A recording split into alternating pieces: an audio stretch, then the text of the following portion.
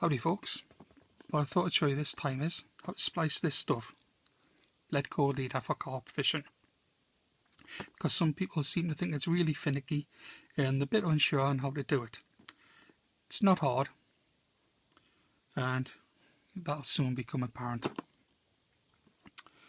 It's good stuff, brand doesn't really matter anymore. I haven't seen any bad reports about any of them for a long time. This is just the ESP one I've had for a while. You can get it in different colours. You can even get it in heavier breaking strains, heavier grades. Length of about 3 foot is about the best, because it has enough mass then to lie nice and flat. Any shorter and it does have a tendency to stick up sometimes. And some fisheries do have a maximum length of 3 or 4 foot, depending on where you go. So what we're going to need is some Leadcore, obviously a pair of scissors to cut the core, and one of these, which is a splicing needle, which is like a lip closed baiting needle, only a lot finer. So we'll take our Leadcore, and I just happen to have cut a 3 foot length here. To start off with, what you want to do is smooth out the core so it's nice and straight like this, and the sheath is nice and tight. Then go quite near to the end of the core and just gently tease back the outer like that. Once you've got it started, it's very easy to just slide the outer sheath on the Leadcore back, and you want to do that for about 7 centimeters or so, like so. Then you can just nip that off with your fingernails or a pair of scissors. Snaps quite easily, and you can keep hold of this for creating anchor points for pop-up putty or weighting hooks, or actually using as a pop-up weight itself. It's quite handy stuff. And then what you want to do is go back along your Leadcore to before it all starts bunching up, and then smooth it back down so it's tight again. And then you want to take your splicing needle, open it up, and then find where the lead ends and put the little pointed hook into the sheath just past the end of the lead, and then rotate it 180 degrees and push, and it'll slide up the inside of the sheath. And you want to do this for about 3 centimeters, like so, and then just bend the core to one side and push the needle and it'll pop out just like that. Then take the end of the core and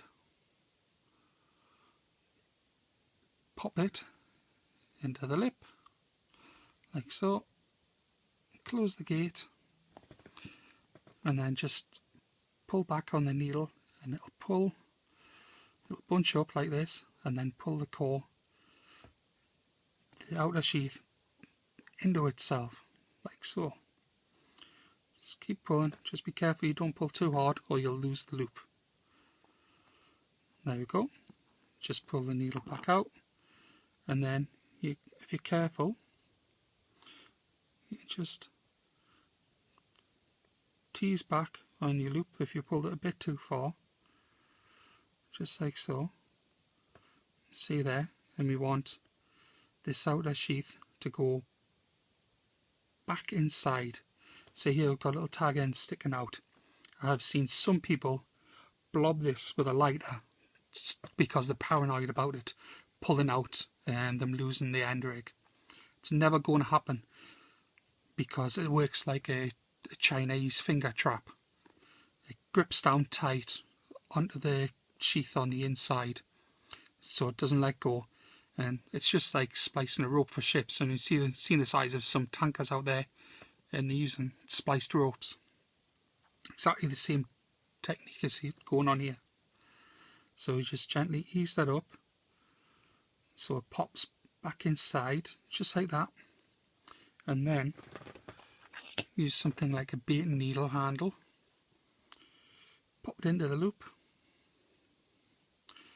like so, and pull it nice and tight like that. You can see how hard I'm pulling on that. That is never going to break.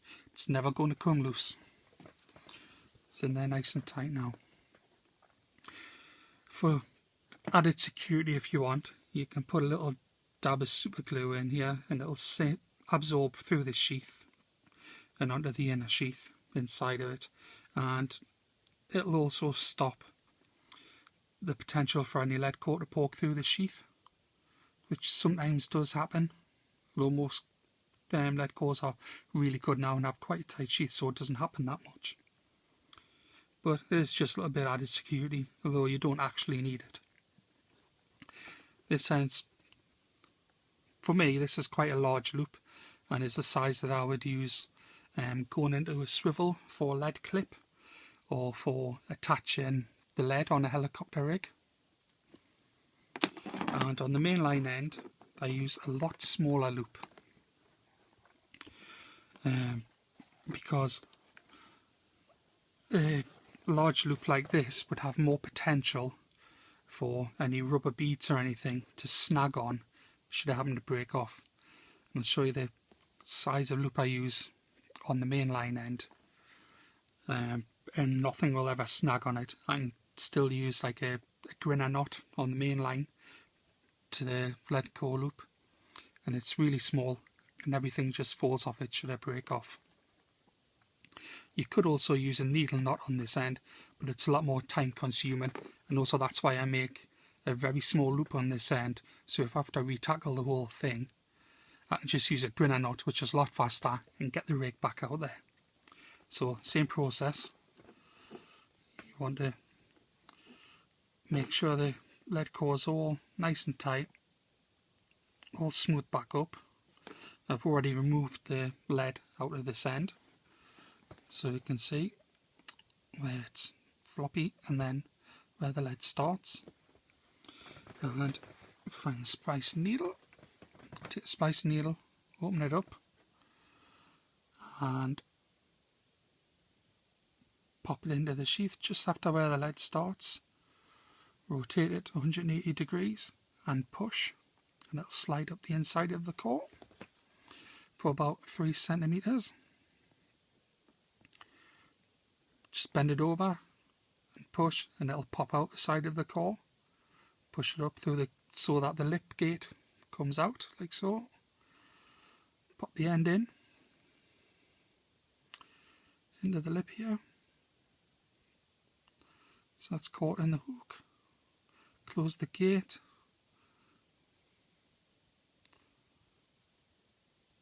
There we go, just like that. And then just slide it back down. If you hold the lead core where the needle goes into the outer sheath, it'll all bunch up nicely and create a bigger hole for the lead core to slide back into. So just pull that through tight. It'll pop through, there we go. And then, just to show you how small it is, I'll pull this right up to the size that I like to use, which, just to stop it all popping through, I like to get it, the bait needle itself, and push it into the loop in the end, and then tighten down onto that, and then I'm going to have too much sheath here, so just snip off a bit of sheath and then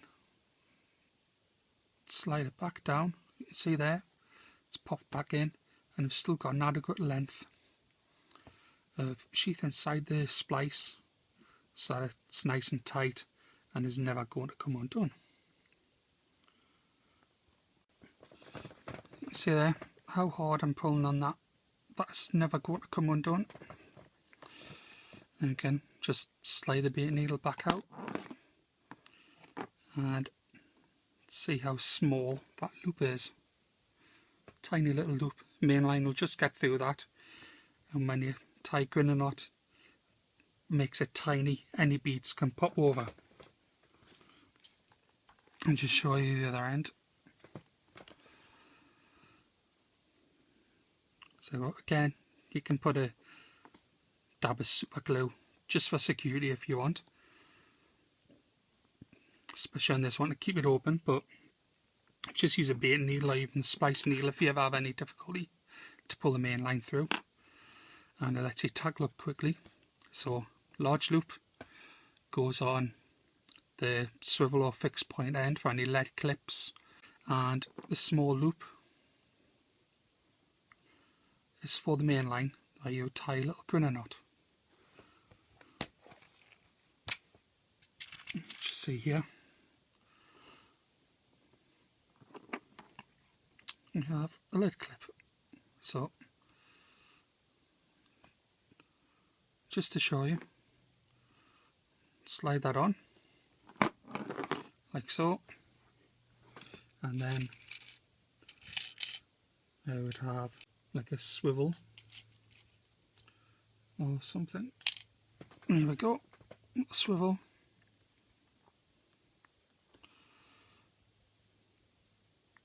Push it through,